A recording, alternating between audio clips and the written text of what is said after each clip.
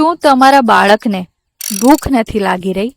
વારંવાર ઉબકા આવે છે, રાત્રે ઊંઘ નથી આવી રહી, વજનમાં ફેરફાર થઈ રહ્યો છે, આંખ નીચે ડાર્ક સર્કલ થઈ રહ્યા છે, કે રાતમાં મળદ્વારના ભાગ પર વારંવાર ખંજવાળ આવી રહી છે, તો આનું કારણ હોઈ શકે છે કૃમિ અથવા કરમિયા.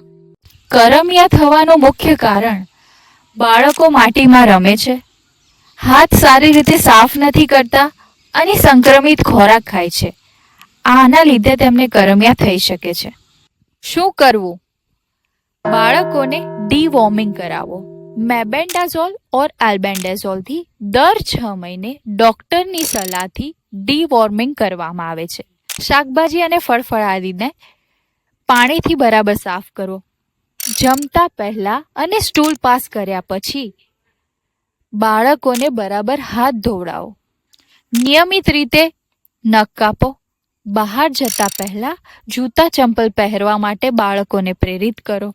અને આ સિવાય અંદરના વસ્ત્રો અને બેડશીટને ગરમ પાણીથી નિયમિત રીતે ધોવો. શું ન કરવું? ડૉક્ટરની સલાહ વગર કોઈ પણ દવા આપવી નહીં. રમકડા કે હાથ બાળકો મોઢામાં ન નાખે તે માટે એમને પ્રેરિત કરો. અને અડધો પકવેલો ખોરાક બાળકોને ન આપવો, ખાસ કરીને માંસ. વારંવાર થતો પેટનો દુખાવો એ ફક્ત ગેસ નહીં, ક્યારેક એ વોર્મ્સ કે કૃમિનું ઇન્ફેક્શન પણ હોઈ શકે છે. તો ધ્યાન રાખજો. તમારી સાવચેતી એ બાળકની તંદુરસ્તી માટે અનિવાર્ય છે. ધન્યવાદ.